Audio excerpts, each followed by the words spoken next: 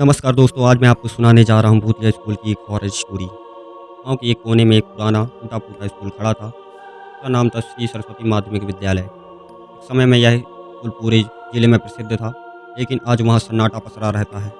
कहते हैं कि 20 साल पहले एक भयानक हादसा हुआ था, जिसके बाद स्कूल को बंद कर दिया गया था। गाँव के लोग उसे भूतिया स्कूल कहने लगे। गर्मियों की छुट्टी में 4 दोस्त रोहित, सुमन, आलोक और नेहा शहर से अपने नानी के गाँव आए थे। गाँव की शांति और हरियाली उन्हें बहुत भा रही थी। लेकिन हर शाम जब वे मिलकर लौटते, गाँव के बड़े लोग उन्हें एक बात बार-बार कहते, शाम ढलने से पहले घर लौट आना, स्कूल के पास मत जाना। बच्चों को आश्चर्य होता, ऐसा क्या है स्कूल में जो सब डरते हैं।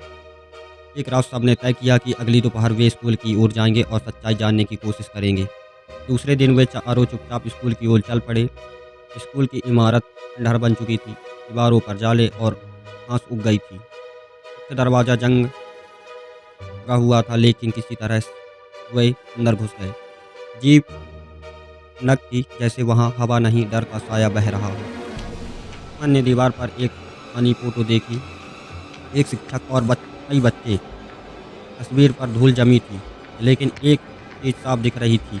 एक बच्चे की आंख तस्वीर से बाहर झांक रही थी। नेहा ने ध्यान से देखा, ये तस्वीर की आंख तो हिल रही है। सभी डर गए, लेकिन रोहित ने हिम्मत दिखाई, शायद हमारा भ्रम है। तभी एक जोरदार खड़खड़ाहट हुई। पीछे का दरवाज़ा अपने आप बंद हो गया। अब वे चारों स्कूल के अंदर बंद थे। लोग ने कहा, हमें निकलने का रास्ता ढूंढना होगा। वे गलियारे में आगे बढ़े, तभी एक कमरे से बच्चे की हंसी की आवाज़ आई। वे चौंक गए, स्कूल तो बंद था, फिर ये आवाज़ कैसी।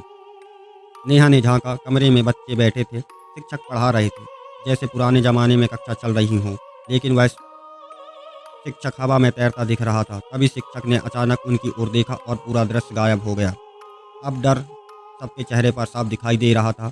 वे समझ गए कि यह कोई आम स्कूल नहीं था। स्कूल की लाइब्रेरी में उन्हें एक पुरानी डायरी मिली। वह उस शिक्षक की थी जिसकी आत्मा वहाँ भटक रही है। डायरी में लिखा था, मैंने बच्चों को हमेशा सच्चाई और ईमानदारी का पाठ पढ़ाया है, लेकिन एक दिन गांव के कुछ लोगों ने मुझ पर गलत आरोप लगाए और मेरी मौत हो गई। अब मेरी आत्मा यहीं अटकी है। जब तक कोई मेरे साथ न्याय नहीं करेगा, स्कूल यूं ही डरावना बना रहेगा। चारों दोस्त समझ गए कि शिक्षक की आत्मा शांति चाहती है, बदला नहीं। उन्होंने निर्णय लिया कि गांव वालों को सच्चाई बतानी होगी।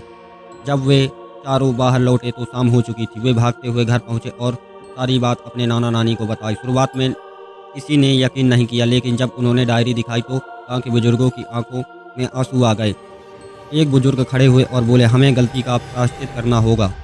अगले दिन गांव के मंदिर में पूजा रखी गई, शिक्षक की आत्मा की शांति के लिए। गांव वालों ने माफ़ी मांगी और उसकी याद में स्कूल एक स्मृति चिन्ह लगाया।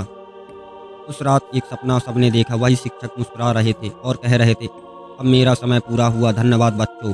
अगले दिन स्कूल की इमारत अचानक चमकने लगी, जैसे किसी ने उसे नया जीवन दिया हो। लोग कहने लगे, भूतिया स्कूल अब ज्ञान का मंदिर बनेगा।